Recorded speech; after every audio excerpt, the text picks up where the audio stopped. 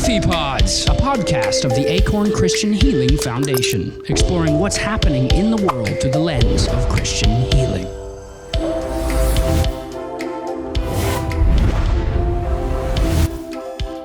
Alrighty, hello Chris. It's so good to be back home in beautiful autumn in England.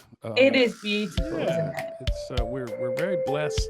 Sometimes I think we don't realize how lovely the colors are all around us in the world, and so it was great. I went to Wisley Gardens this week, and Awesome. oh my gosh, it's just so beautiful. I highly recommend it to anybody who needs a place to get away. And if you think it's going to be too cold, you just go inside the glass house and sit you sit in Southeast Asia inside Wisley Gardens with the gigantic rainforest. So it's incredible, isn't it? Oh, it's wonderful. A wonderful place. We're very blessed. But yeah, I just got back from Northern Ireland. Northern Ireland, Had beautiful. a fantastic time. It is such a beautiful place. The airport there in Belfast is so lovely and easy, and Isn't you it? zing Yeah. right past where the Titanic was built in the shipyard, and there's a museum there now, and the big yellow cranes from shipbuilding days are still towering over Belfast. But I asked somebody when I was there, Lisa, I said, well, what's the best thing about Belfast? What's the best thing about Northern Ireland? And I was thinking they were going to tell me about a place on the North Shore or something like that. Mm. Every person I asked about this, they immediately said without hesitation, oh, it's the people. It's the people in Northern Ireland. And you know, I could not agree more. Everywhere I went, the folks were so joyful and happy. And I know there's a history which we're going to touch on today that's not so happy and joyful. But everywhere I went this past week, I just was met with good food and good people and some of the best belly laughs. I mean, I've never had such laughter. There were a couple of houses that I went to visit people, and just I felt like I was in an old movie or something, just the belly laughs from just the joyful encounter that we had. So it was good to be back, but I did leave with several invitations, please come back and come see us again and spend more time. And so it's very exciting to it's somewhere you would go back, is it? Yeah, without question. I think the Healing Hub in Carmani that Acorn kind of sponsors is fantastic. And I think the day I was there, we had something like 12 visitors. Wow. And the team was ready to go. And I really, the people that I prayed with, it was very profound. Mm-hmm. We had a couple of very real situations that needed prayer, and they came for healing. And there were tears, there was joy. It was just so real. And I thought, gosh, this is, and I told them, we had a little meeting with the hub, the leaders, the day before. And I said, really, you guys are the model. You're the model of what a good hub looks like for Acorn, and not just for Acorn, for any church or cathedral or organization that says, we want to have our own healing hub. Honestly, I would say, well, let me take you to Belfast so we can introduce you to these folks and show you how they do it. And they're not on a main, they're not like easily accessible for pedestrians. They're kind of out north of the city. So people have to make an intentional decision to go to the healing hub. And so people might complain and say, we can't have a healing hub because we're not in the right location. That doesn't work. I mean, they're doing it. They really are doing it there, and it's making a difference. It's changing lives, and it's really exciting. Absolutely. There's so much love in that hub. It's wonderful. And we were going to talk about some of the history that has taken place. It's something that really hit me hard when I visited in, I think it was February of this year. I didn't realize how relevant some of it still, or it is still there. The history is still present, is what I think I'm saying. But it was really surprising.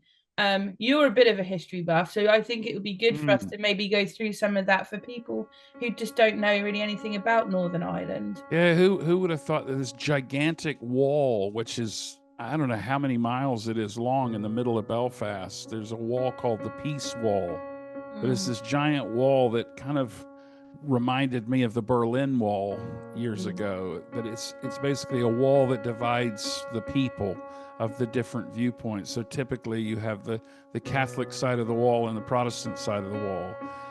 But it's called the Peace Wall, and it's massively graffitied. It's a giant art installation, really. But unlike the Berlin Wall, it still serves a purpose of dividing communities.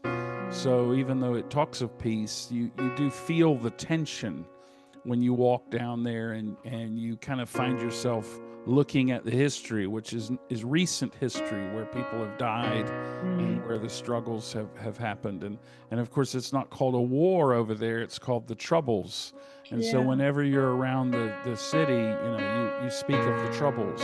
And when you have older people who testify to where they were in the Troubles, or you speak to someone whose husband or son was a police officer, and you listen to the testimonies of those people who were facing bomb threats on a daily basis and things of that sort, and for those, I remember in 1991 leaving Victoria Station, and a bomb went off in Victoria Station, and I was heading to Gatwick.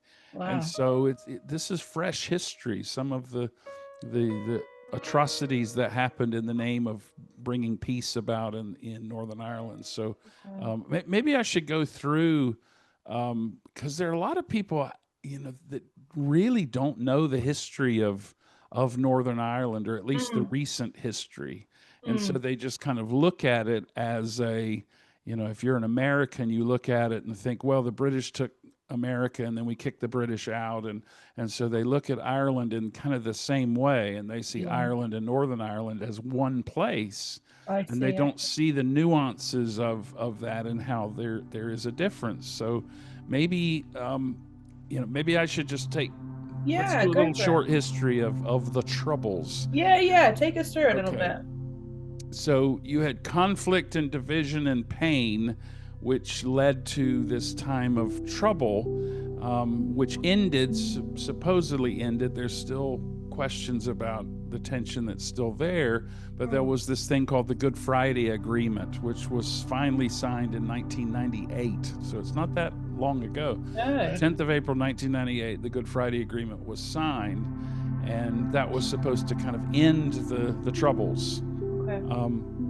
This Good Friday Agreement created a power-sharing government in Northern Ireland, and that means that Unionists and Nationalists, typically Protestants and Catholics, they would share political power, something that before was quite tricky, because who's in charge, and who has the police and who has the military.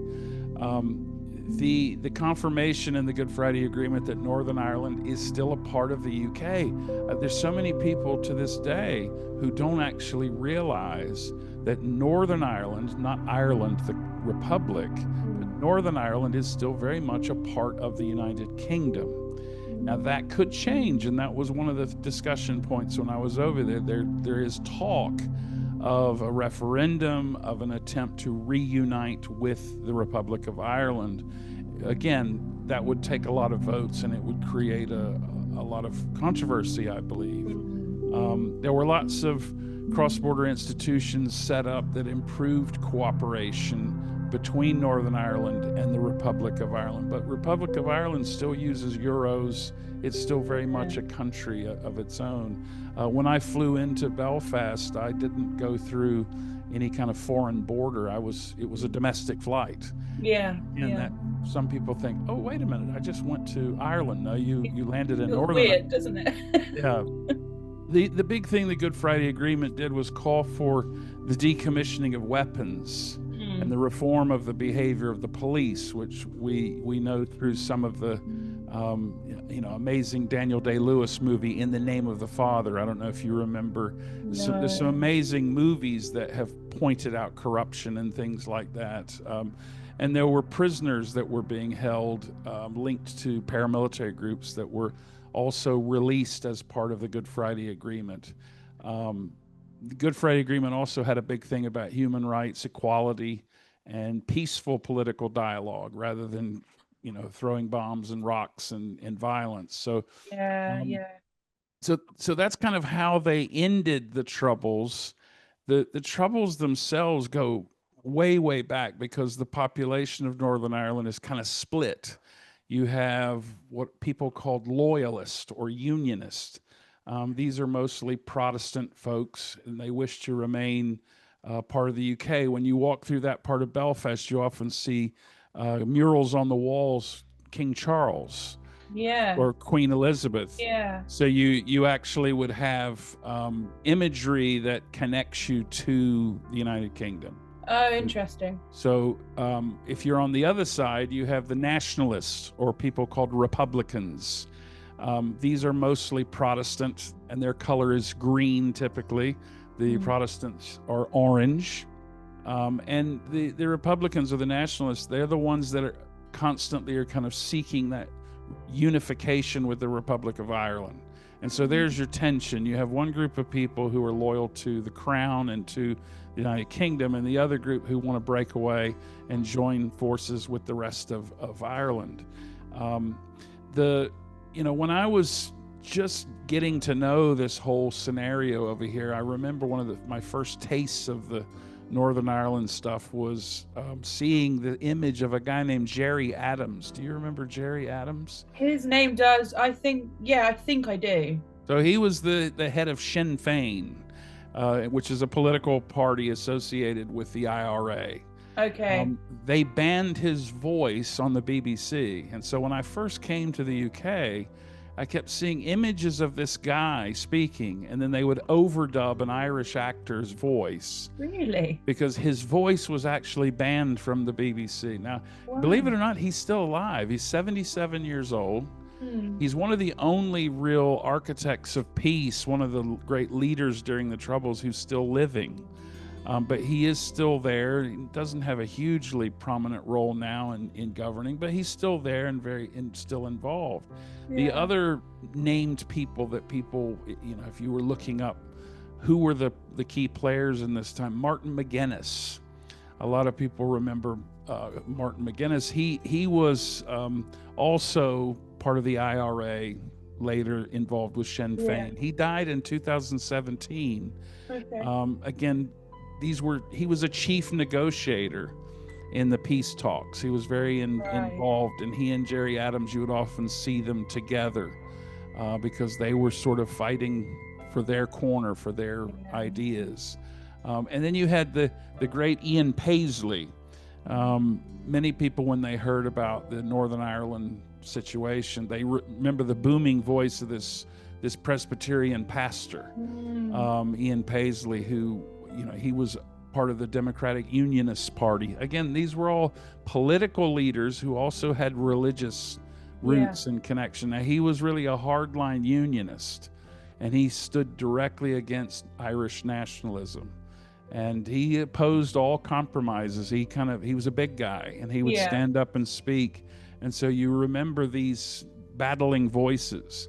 And then you had, and he died in 2014. I guess the other two people on my list were John Hume, who was a social democratic, he was Labour Party. He was more of a moderate nationalist leader, and he was pushing in the direction of peace. He, with Gerry Adams, was really crucial to bringing the Republicans to the negotiation table. And he actually, with David Trimble, won the Nobel Peace Prize in 1998, believe it or not. Oh, wow. He was a Nobel Peace Prize winner. And then David Trimble, I just mentioned, and he died in 2022, so not that long ago. I guess he's the last one to die. He was a member of the Ulster Unionist Party. And he was also a key negotiator for peace. And he is one of the ones who signed the Good Friday Agreement. Right, okay. And then when he did, he became the first minister of Northern Ireland. So that's kind of your key players in all of that. There's another one that I didn't put on my list, and that's Archbishop Robin Ames. And he's now Lord Ames and is in the House of Lords and still active today. is actually somebody I spoke with last week.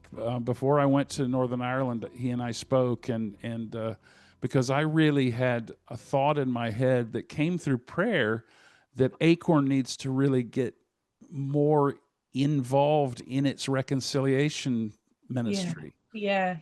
And I thought, who better to help us with visioning that than the guy who called all of these leaders to the table and prayed with them and showed leadership and called them to peace and called them to reconciliation. And he called me last week and we talked a little bit. And he's very interested because he's passionate about this. And so we're going to sit down. He's invited me to dinner at the House of Lords of all places, to talk about peace and reconciliation. Awesome. And I think he'd like to hear my experience of going to Belfast. Because he was real funny. He goes, "Oh, you're going to my home." He was so lovely. And I met Archbishop Ames back in 2010, I guess it was, when he came to Virginia. And it was right after so much of this stuff had kind of happened. And we ended up walking through the woods in Virginia at a place called Shrinemont. And I was so fascinated just to talk to this wonderful man of God about his faith and about his hope and about his country. Amazing. Who, you could tell that it was all mixed up in a stew for him. And so the idea that he still is eager to share the things that they learned there with the rest of the world, who, let's face it, we live in a time where there's division all over the place, needing reconciliation. Absolutely. And I think it's really easy to just kind of try and ignore it. I mean, you, in your conversation with Callum, you're talking about basically not caring, but is it easier to almost not care? Have we become tired of caring? And I think reconciliation, conflict is one of those areas that actually we need to re-engage in as a healing ministry and as Christians. I think so. It's very easy to build a giant wall and not care about the people on the other side of it. Yeah. Just say, well, there's a big boundary there, and this is the end of my empathy stops at the wall. And you say, well, what about the children on the other side of the wall? Well, who cares? What if they don't have any food? Well, who cares? Well, Christians can't live like that. Surely we're called to love everybody. But that sounds simplistic when you're living in a time of conflict. Certainly the Troubles were a time where things were being resolved violently, and no one felt like they were being listened to. And so the way you deal with things when you're not listened to is you make noise, and then they have to listen to you. And the noise of a bomb going off really gets people's attention. And assassination of people, and suddenly you've got this guerrilla warfare kind of violence happening. And I'm sure in July this year, the tensions always seem to rise and fall in Northern Ireland around marching season. And so we'll realize that the hurt is still there. I walked up and down the roads, Shankill Road and all the there are monuments everywhere to those who've died. And it's stunning to see the ages, 17, 19. It's a phenomenal list of young people who have died. And they're putting these monuments up lest we forget on both sides of the wall. And so I guess that means the work of reconciliation doesn't just suddenly end, but it continues to the next generation. And so the question, all the people that I listed, they're gone. They've gone to heaven, they're with God. And so the rest of us, we remember their legacy, and we remember the legacy of the people of that era and what happened, the injustices and the horrors. And so what will we do for the next generation, for our children and their children? What will the world look like for them? So, I think maybe I put some notes, some quotes from faith leaders, which I thought there are 2 or 3 quotes that I thought I would share. I was doing some reading. I went to the Clonard, I hope I pronounced that correctly, the Clonard Monastery. we went to this big church, and I remember hearing stories about the priest here, and there were a couple of ministers that whenever someone was killed, they would literally go to the houses of those people and pray with them, the families of those who had lost loved ones. It was quite risky behavior, but very. that was born out of this this place. And Father Alec Reed was one of the he was actually one of the priests who did this. And one of the quotes that I got from reading some of his work was, he wrote, "I am a priest. I believe in life. I believe in peace, and I believe in reconciliation." This is the guy who was photographed giving last rites to a dying British soldier in 1988. And he was also a behind-the-scenes mediator with so many others, with Sinn Féin and the SDLP. Wow. So another quote was from Archbishop Ames. Yeah. He said, "Peace is not just the absence of violence, it's the presence of justice, of understanding, and of reconciliation."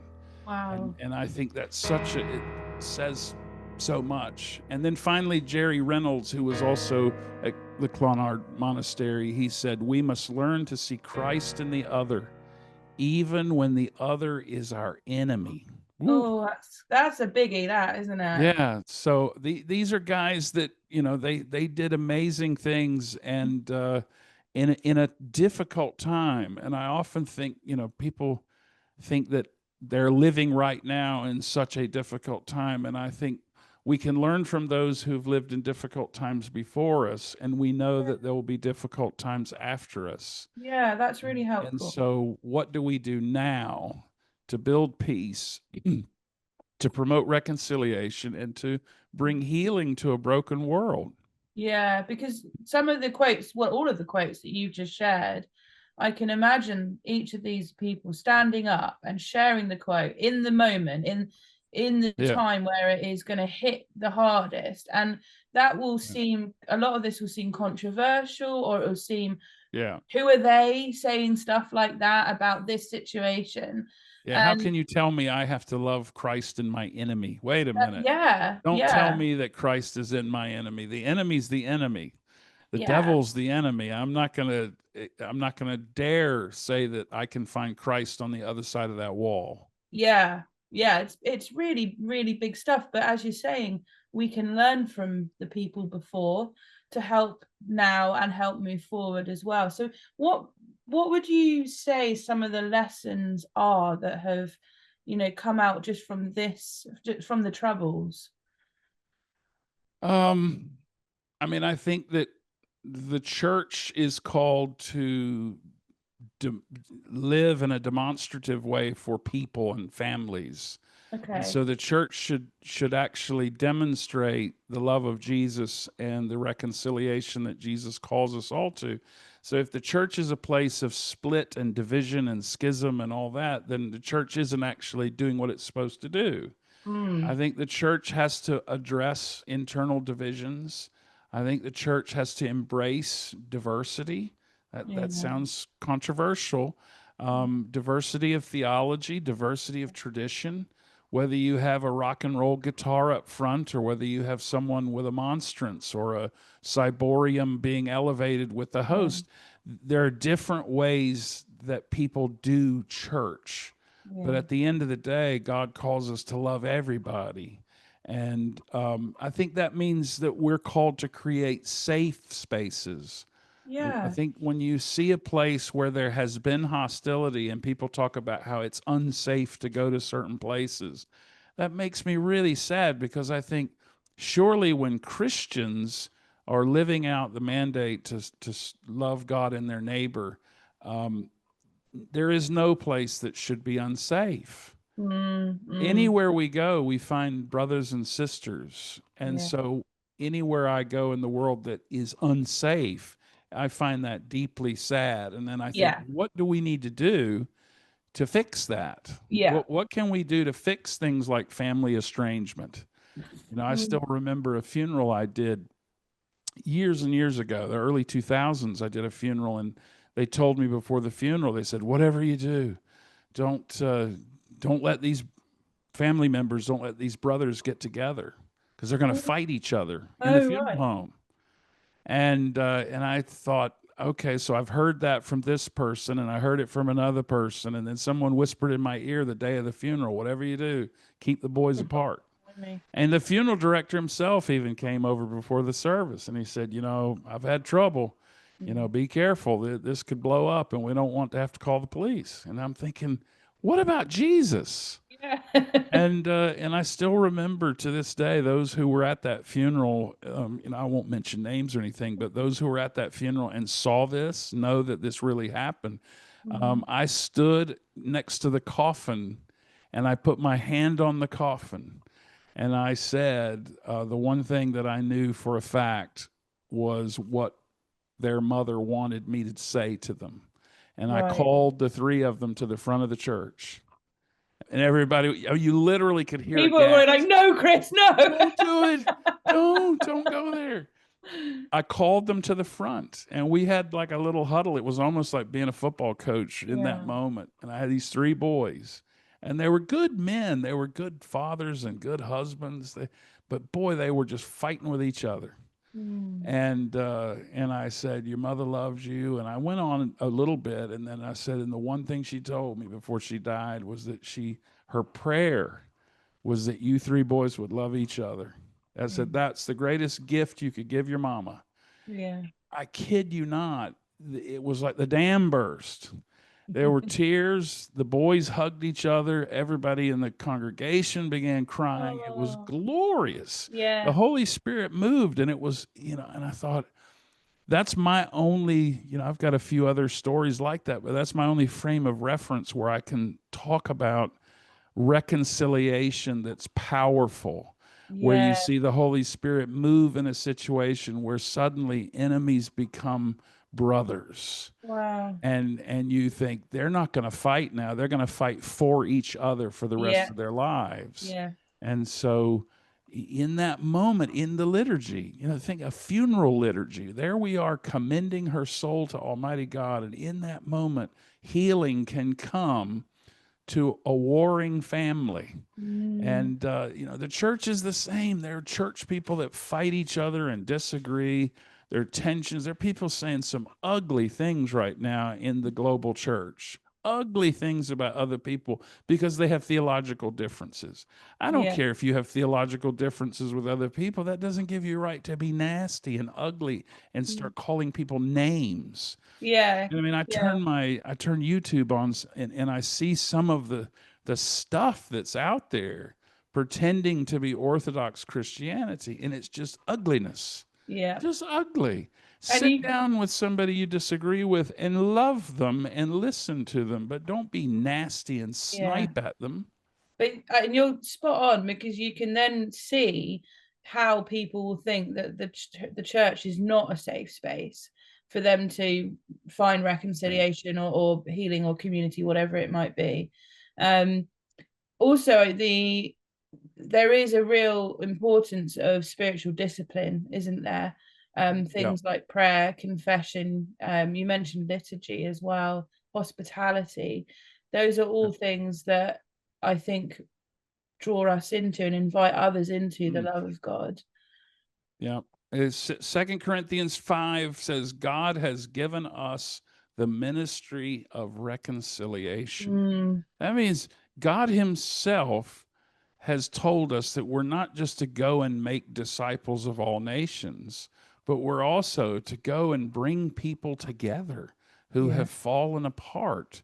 And, so maybe the question that I came back from Northern Ireland with in my heart was to kind of look at the world with fresh new eyes and say, well, where do we need reconciliation today? I think where I live here, but bigger than that, I look in every aspect of life, the politics in Westminster, the politics in Washington, D.C., around the globe, the Ukraine, Russia. Where do we need reconciliation today? I look in Jerusalem, the Holy Land, as a center place where we need reconciliation, where peace is not real, for these people. They're living under the threat of a bomb. Yeah. What can we do to promote a real and lasting peace in the world? And that's the echo that you get when you walk out of Belfast. You realize life is way too short to live in conflict. We must work for peace and be advocates for peace, because Jesus was the Prince of Peace. That's and if right. there's anything that matters, it should be bringing peace on earth. And here we are turning in autumn, turning toward Bethlehem. The whole ministry of the church and the world turns toward the birth of Christ. And suddenly I think, well, maybe Advent's going to take on a whole new perspective for me, because the idea of incarnation, Jesus being born into the troubles of a world, will suddenly start going, wait a minute, that's real. Yeah. Oh, that. I mean, yeah, you're right. There could be a whole new revelation of that. That's really exciting, actually. I was going to ask a question. I've got to try and word it correctly. When there seems to be so much big conflict going on in the world, and you have your own stuff that you might be dealing with personally, how would you, as a minister, encourage somebody to seek God in this? Like, do you start with yourself, or do you go big, or do you bring it all to God? I mean, I like to think that the first battle that you need to win is the battle inside your own heart. And so if you are divided in your loyalty and living in an internal war, that's the first place you need to go. But what often happens is that we project our inner conflict on the world around us. Because instead of seeking healing and peace within our own hearts, it's much easier to lash out at the others around us. Yeah. And so if I'm unresolved in my understanding of something like whether women should be in leadership in the church, something we've talked about, if I'm unresolved in that, it's much easier for me to spend my time bashing women in leadership than it is for me to stop and go into my own heart and pray about what's going on in me.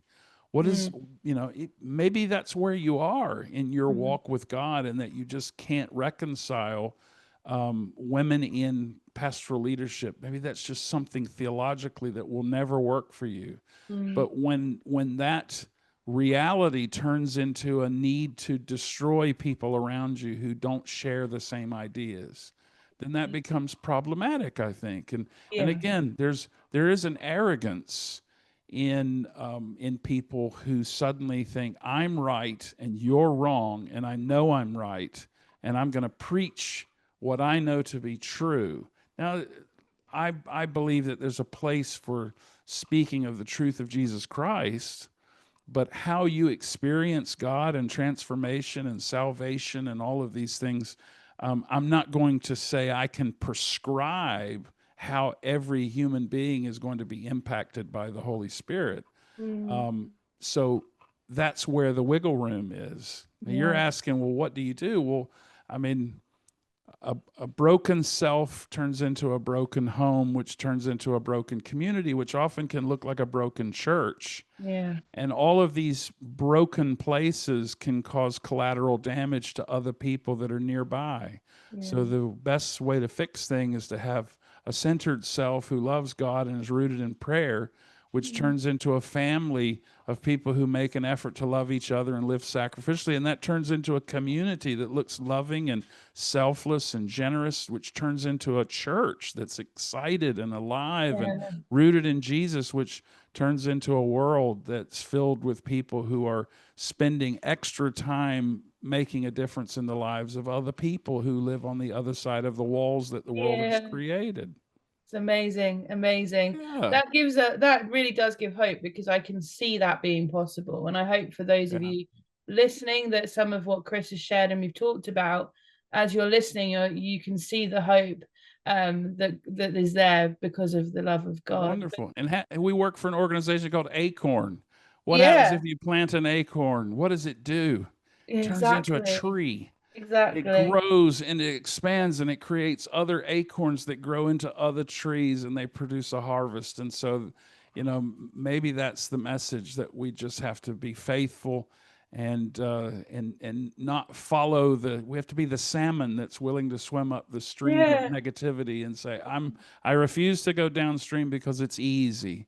I'm going to swim upstream, and that's where I'm going to spawn. And when I spawn, there's going to be more salmon than you could ever imagine, because we're going to be faithful, even though it's a difficult journey upstream sometimes. But it's a better place to be, to live a faithful life as a disciple of Jesus Christ in good, clear water. Than to just go with the flow. Because I think love it. Belfast, that's one thing it taught me is, you don't have to go with the flow. Your Christian walk is not about finding new and creative ways to judge your enemies and judge others. It really is about discovering the richness in one evening meal at somebody's house, where you laugh and you break bread and you love each other and you hear stories, stories of heartbreak and stories of joy. I know you probably saw Carol when you were in. Oh yeah. I had a meal at Carol's house, and we laughed and we cried. She made a joke that absolutely broke me. It was wonderful, and we ate the best food, and it just kept coming and kept coming. I mean, she is the host. Yeah, she's incredible. But the thing that I enjoyed ingesting more than any of the food and even the pavlova at the end was the love in the room. Yeah. We were all different people. All of us sitting around that table had such varying backgrounds. And yet we came and we sat around that table and we broke bread, and we truly had a moment where there was peace and love. And I thought, I want more of this. Yeah. And then in true Carol fashion, she says, oh, you can come back and bring your wife and you can just sleep on the couch, which is right. There was a couch on the other side of the room. And she said, it makes into a bed. You can come. And little did she know I was playing with her she has a new dog called Harry. And I was playing under the table with Harry while we were having these conversations. She has this precious little dog. And me and dogs. Yeah. But again, it goes back to, maybe this is how we should end today. An old priest friend from Virginia used to come into my office, and almost every time he left my office, he would look at me and he would say, never forget Micah 6. Never forget Micah 6:8. Act justly, love mercy, and walk humbly with your God. I thought, it's one of those random places in the Old Testament that most people don't even know where it is. But old Father B. Lloyd used to tell me this all the time: act justly, love mercy, and walk humbly with your God. It's like that's the magic formula. Yeah, that's it. It's a formula that I think brought peace to the troubles in Northern Ireland. I think it's a formula that could bring peace in other places in the world. Course, and I think it's a formula that I'm going to try and live this week. Yeah. And I didn't tell you, I'm actually talking about this subject a little bit in the Academy on November 1st. Oh, great. Because the subject is healing the wounded church. Yeah, yeah. And so this is something I've been really getting into this month with my thoughts and everything about what does that look like in the church? Burnout and disillusionment and things like that. And so if people come to the Academy on the 1st of November, they're going to get a whole host of this stuff and then a chance to talk about it more. So that'll be fun. Awesome. I'm looking forward to it. And if you head over to our website, you can book yourself on. There's no charge, but we do take registrations. And thank you, Chris, for everything you brought. Thank you for you listening. So good to be back. And a special hello to our wonderful listeners in Northern Ireland. Yes. And I'm excited to go back. Frances gave me a couple of beautiful pictures. Her son is a professional photographer. Yeah. And she gave me a couple of Jonathan's wonderful prints. And it's sneaky, though, because I know that Frances and George, by giving me Jonathan's pictures, they're guaranteeing that I have to go back and see those places with my own eyes. Because Northern Ireland is a gorgeous place just on the ground, the green is green and the ocean's beautiful, but the people are beautiful, the land is beautiful, and I hope if anybody is looking for a vacation spot, I strongly suggest go to Belfast and go up to the north and spend a few days, and you'll not be disappointed by the joy of the people.